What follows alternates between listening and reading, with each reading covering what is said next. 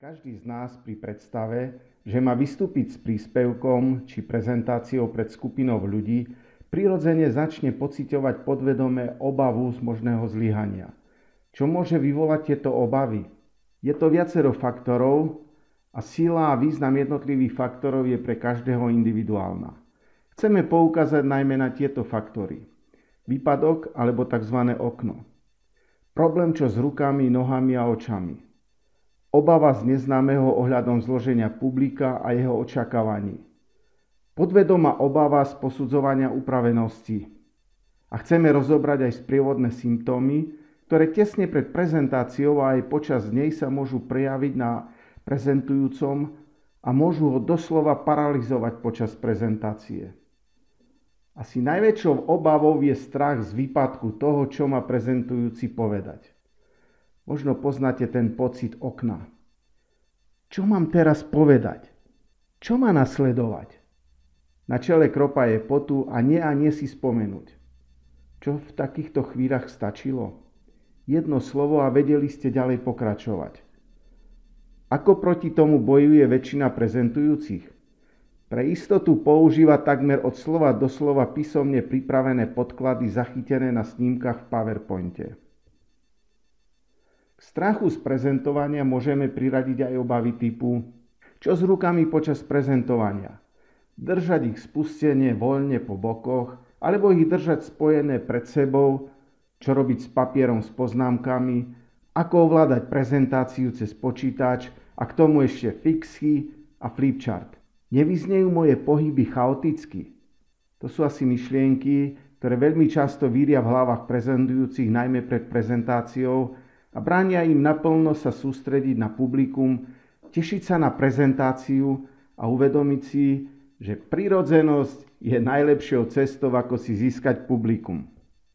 Úvahy typu, koľko účastníkov bude na prezentácii či pracovnej porade, tiež vedú k častým obavám.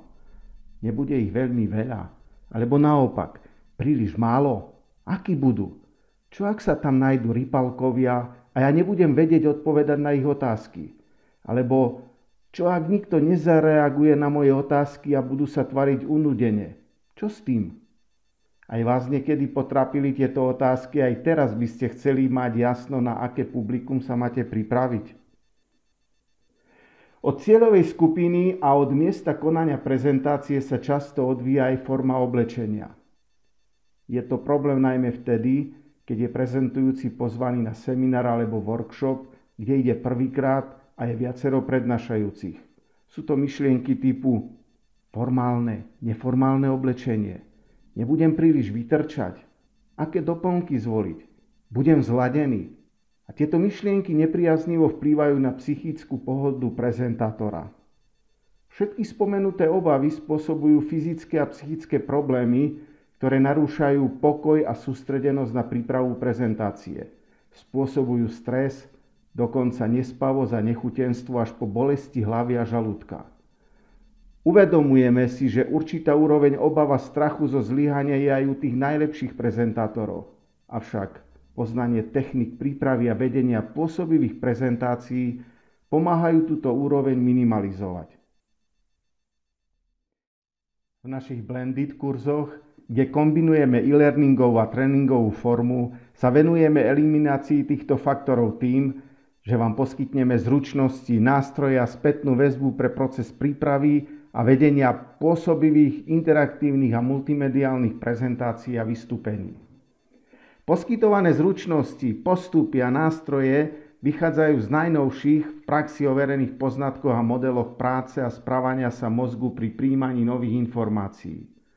A v pôsobivých prezentáciách ide predovšetkým o zabezpečenie nie odovzdávania informácií, lebo tie určite dokážete odovzdať, ale o získanie a udržanie si pozornosti, aby vámi predkladané informácie padli na úrodnú pôdu v mysliach vašich poslucháčov.